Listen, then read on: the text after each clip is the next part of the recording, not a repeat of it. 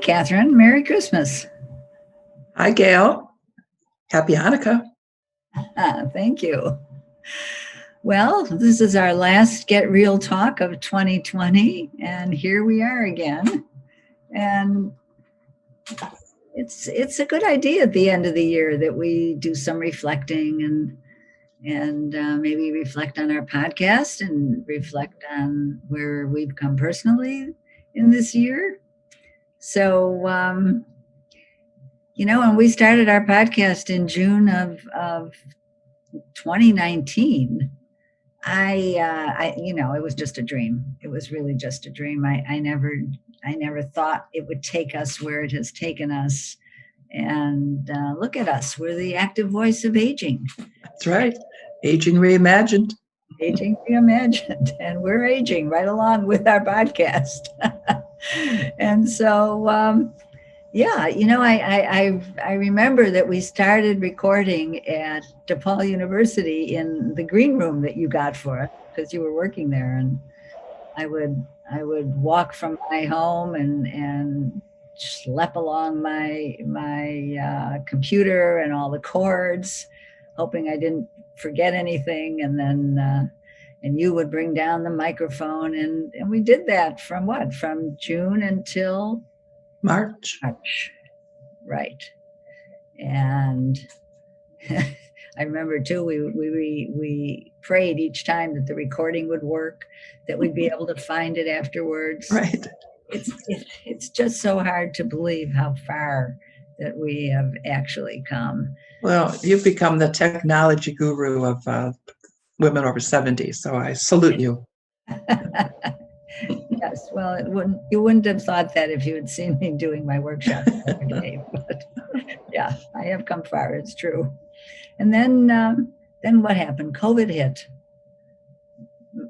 February, March of 2020, early in this year. Really hard to believe where we were and where we are now in terms of that. And I remember we asked ourselves, how are we going to keep interviewing when we knew we couldn't stay at DePaul anymore? How are we going to keep interviewing?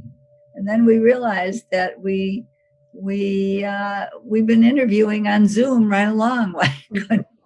Right. We didn't have to be sitting next to each other, nudging each other or giving each other the look that said, it's my turn to talk. But, we did have some practice because some of our early episodes guests were, I was in California in a hotel room with a guest, and you were in Chicago. And so we did. And that was really challenging because we weren't quite sure what we were doing anyway. And then to have those complications, but it worked. So I think, it works well to be in our homes, and I hope my dogs aren't barking too much or whining for treats. And yeah, we probably will never go back to the green room. Probably not. Probably not. Yeah, since you retired. So you're still working there. I am. I still can get access if they ever open the building again. Yes, when they open the building again. Yeah. And the good news was that people were downloading episodes. They were actually listening, and our community was growing. Our Facebook group, Women Over 70 Aging Reimagined, was growing. And we realized we could do this and so much more. Right. So, many of our guests and women who join us on the Women Over 70 gathering have said that during this, especially during the time of this pandemic, that being connected with other women has been several of them have said a real lifesaver. So I think that notion that I hope that this continues when the pandemic lifts and we're out and about, that we will all remember the importance of staying connected with each other. And one of the ways that we, but I think we're both really excited about the podcast discussion club. Oh yes, yes. Because we just each episode is so rich and revealing, and how can we get in have deeper conversations with each other? And so the podcast discussion club is we have the eight categories of episodes, and so each time the group selects a category, and then you and I select 3 episodes that people listen to ahead of time. And then we have these really deep conversations about what stood out for us and how we connect with that person and the themes. And so those are conversations that really stick with me. Here's a test. Can we name all of the categories? I'll start. It's easy. I'll start. Spirituality and healing, reinvention, health and wellness, play, social activism, creative expression. Did I say social service? No. Social service, Right. and enhancing career. You did it. No cheat sheet. No cheat sheet, right. We've come pretty well to learn Right. category. And the fact is that we could be dividing our guests into so many more categories. Yes. So that's one of the things we're struggling with, is how to make it easy for people to find the episodes they want to listen to now that we've done our 85th episode. 85th. Yeah. So we do have the playlist that people can go on our website and subscribe for free to the playlist. And then so the episodes are organized by category, recognizing, as you just said, that our people are complex. So no one is just one category. So we just had to make a choice. Right. Yeah. And so what else are we doing, Catherine? We're doing, what about our advocates? Yes, I think so. Of course, we have the weekly podcast with women, interviewing women between 70 and 100 plus. And then once a month, we have an interview with someone who is we call advocate for women aging. So it could someone who has got a particular area of expertise connected with aging and women. And I think now we're starting to think about there's maybe two groups of advocates. We'll try this out. Those who have a particular subject, something like a subject matter expert, gerontology or friendship, and then there are others who are really promoting social change, combating ageism and sexism, and so it's the social action connected with aging. Right. Yeah. I think we'll see more clarity around that this coming year. Right. I look forward to that. I really do. Yeah. And it's so rewarding to me that so many of our guests want to get together after they have been interviewed and want to stay connected and be a community. And the Zoom gatherings where they come, some of the guests come, and then women from all ages, really. Right. Mostly older women, but not necessarily 70 yet. Right. We've had some 60 in their 60s, joining us. Yeah. We actually had a woman in her 30s come to one of them. That's right. Yeah.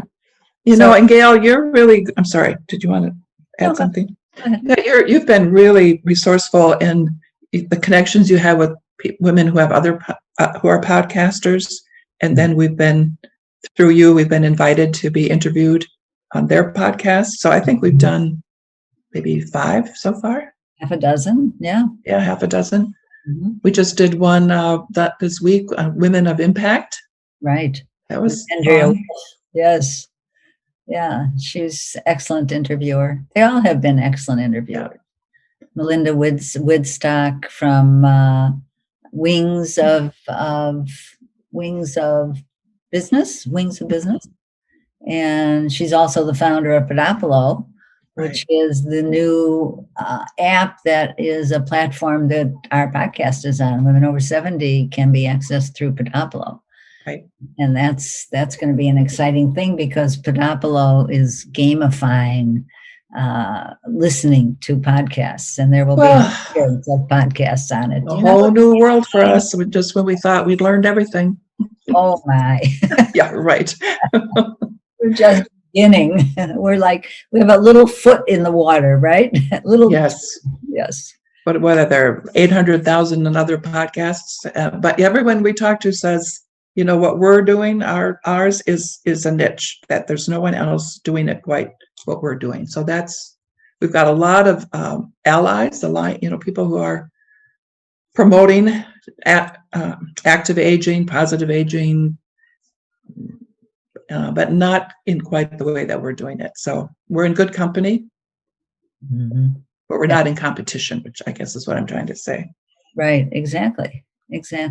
Yeah. The other thing that we've been doing is making presentations that we originally thought would be in person, and I don't think we've ever done one in person, have we? Not yet. No. So quickly we converted to the online format, and so we've done another half dozen of those as well, and we've got more coming up. So we love speaking with different groups about aspects of aging and women in particular. I love the topics that we pick, the shifting identities and socialization as you're older, self-authoring. That's your baby. What's self-authoring, Catherine? Well, it's basically determining for yourself who you are and how you want to be, and writing your own script rather than having society tell you what you should be doing. And that's a loud and clear message we hear from all of our guests, is at this stage in life, we get to write on our own slates. That's with care about other people, of course, but we don't need to be told how to be or what to do. No, we have crone wisdom. And hopefully we use that wisdom. Or someone listens to us, right? Right. Let's talk a little bit about, which I think we're just starting to do, what this whole Women Over 70 Aging Reimagined it means to us at this point, more personally. Mm-hmm. You start. Oh, thank you. Well, I just wanted to go back to that one thing we mentioned a second ago, and that was about planning. And so many of our guests are realizing the necessity for planning their future. And that's where the self-authoring comes in, looking ahead to the decades to see exactly where you want to be and how you're going to get there and what are the bridges that you need to build. And I had a very real experience recently with a cousin and his daughter who, it's COVID, they couldn't be together. They both live alone. He got ill and she was not able to really be with him. And so it was a very difficult situation. Yeah. And what she realized was that he has no plan for what's going to happen to him in an emergency if he needs someone to be with him. And that's a real life lesson to think about how we plan our future, especially when we live alone. Aging solo is another whole area that we could talk on for hours. But sure, yeah. A colleague and I just finished co-facilitating 6 months of a special interest group for the Transition Network, which is a group for women over 50, and the subject was aging solo, but they renamed it Aging Solo Together.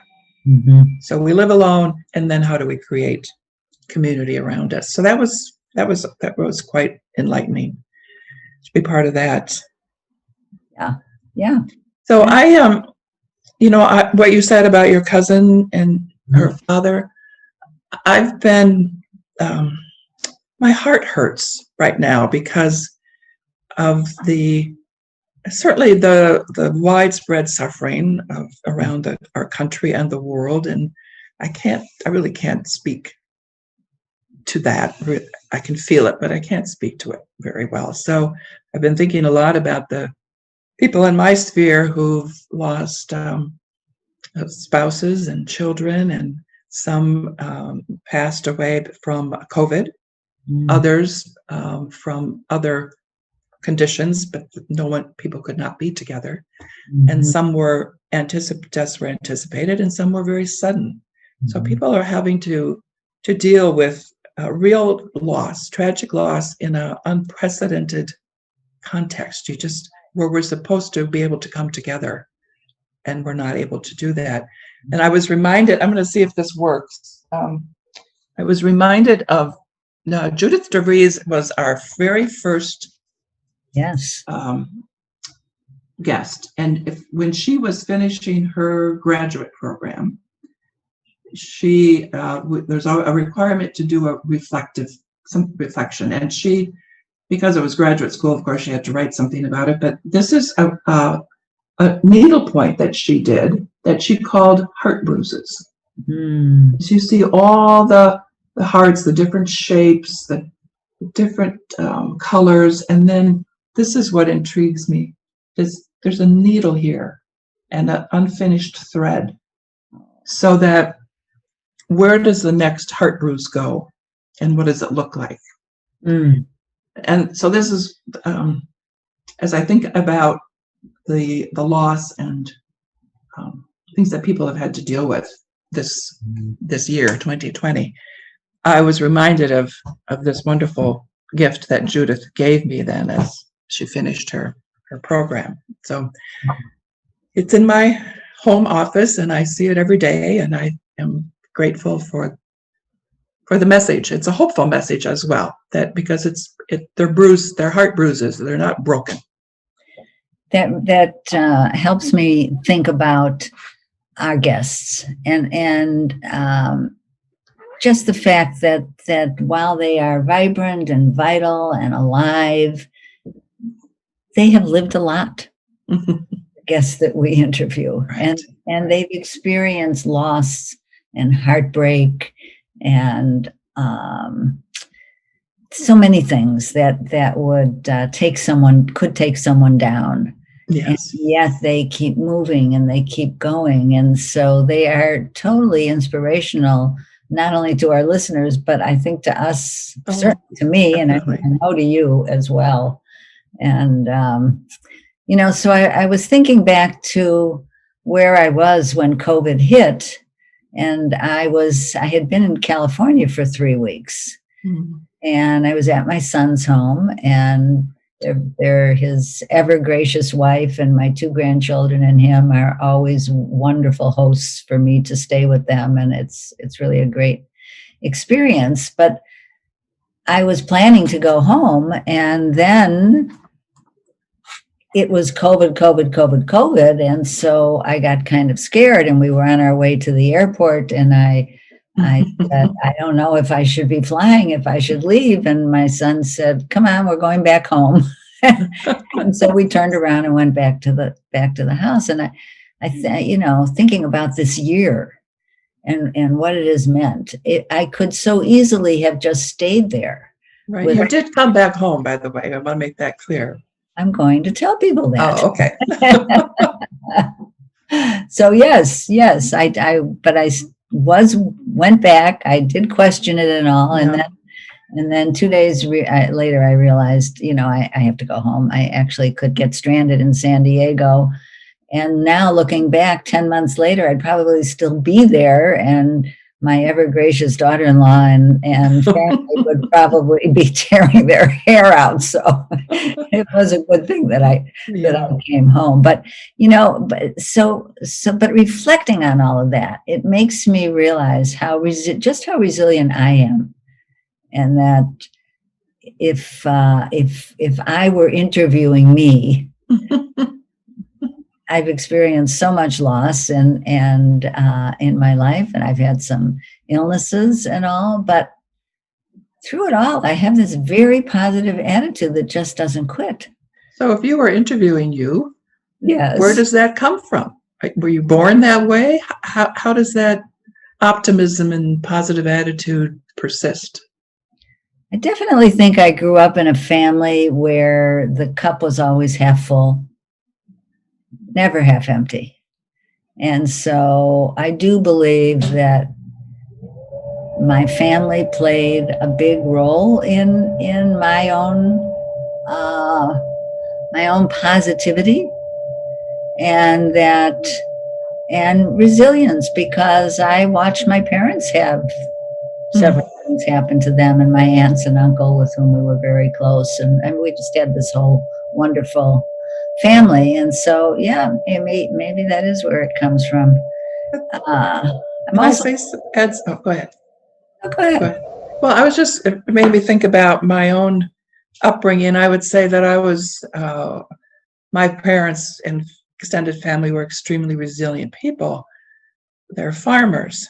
So it wasn't that the cup is half full. It is, what's the next disaster that's coming around the corner?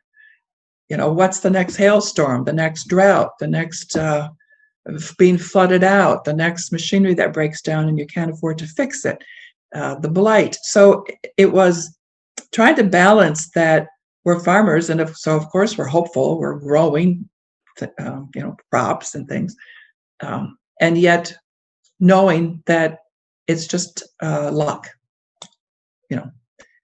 The weather, all different kinds of weather is just luck. So people have to be extremely resilient and resourceful. Right. I don't think I have quite that. There's doom just around the corner, but I kind of watch out for what might happen. I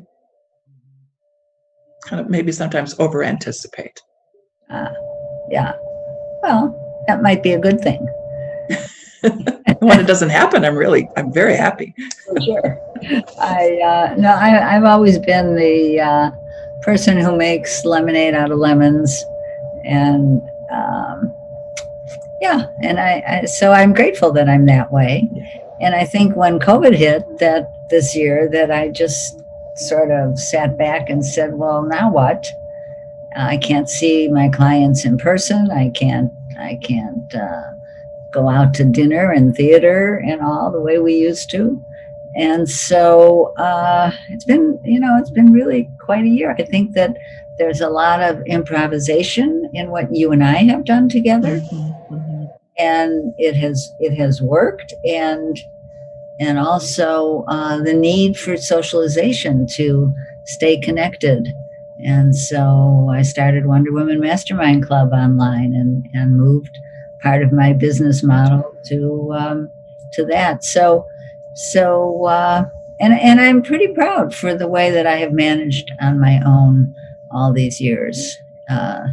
It's interesting. I have a memorabilia too. Oh, let's see it. Let's see if we can see this. Oh yeah, beautiful. This is also a tapestry, and these are tiny seed pearls. So you can see that it's a tree of life. This was done by a Native American student, one of our students in the class that I taught for so many years. What was the class? It was Emerging Leaders. It was a curriculum for emerging leaders for entrepreneurial businesses. And businesses from all over the world. And I was a Chicagoland teacher, and we had 60 instructors from all over. It was a program that was developed by Interrise but was promoted by the Small Business Administration. I love that. Is it black and white? No, it's actually navy. Okay. It's navy. It's just a beautiful tapestry. I remember I've seen that in your home. Yeah. When I used to be able to come to your home and we could do all of our planning. Yeah, that's beautiful. Thank you. It's a nice, hopeful piece next to the heart bruises, isn't it? It is. It really is. It really is. Yeah. So. I've been thinking too about the COVID, and also having moved into retirement from my full time. I have a job. I have an identity. I have respect. I have, people look up to me. I get to be with these incredible students in person. That's not happening. So now I participate in meetings on Zoom, and I'm the adjunct faculty. I have no standing whatsoever, except I'm teaching this particular course. And it's kind of nice, actually, to be, after all these years, to be kind of looking in, still invested, but not responsible, except for my course and those students. And and I've been thinking about self-care, because a lot of what what I've heard from our women guests is that everyone has, in their own way, come into this state of caring for self in a way that is not selfish, it's not selfless, it's I am important, I matter. These are my last decades to live. How do I want to be? And everybody wants to be in connection with others. It's never a me kind of thing. So I'm trying to take a page from that book. It's a good page. 4 pages from that book. Yes, definitely. Well, if we don't take care of ourselves, who will take care of us? And so I think that the older you get, you do realize that it isn't selfish, and you don't have to feel guilty about wanting to take care of yourself, right. To make time to exercise, to eat the right food, to be social, all the things that we know keep our brains young and healthy, and so that we can live to ripe old age, right? My daughter was visiting me the other day, and we'd been sitting for a while, so I was getting up out of the chair, and I have a little trouble with that sometimes. And she says, "Oh, just get over it." She said, "You're a young 71 and you're still sexy." Okay. Well, okay. I'm glad someone thinks so. Great note to leave on. I know.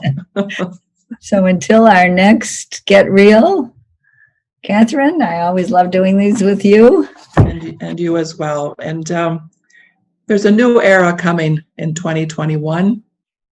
So I think will be an era of good health and social healing, and we'll be part of it. Yes, we'll look forward to that. Right. All right. Bye, Gail. Bye-bye. Bye, Catherine. Oh.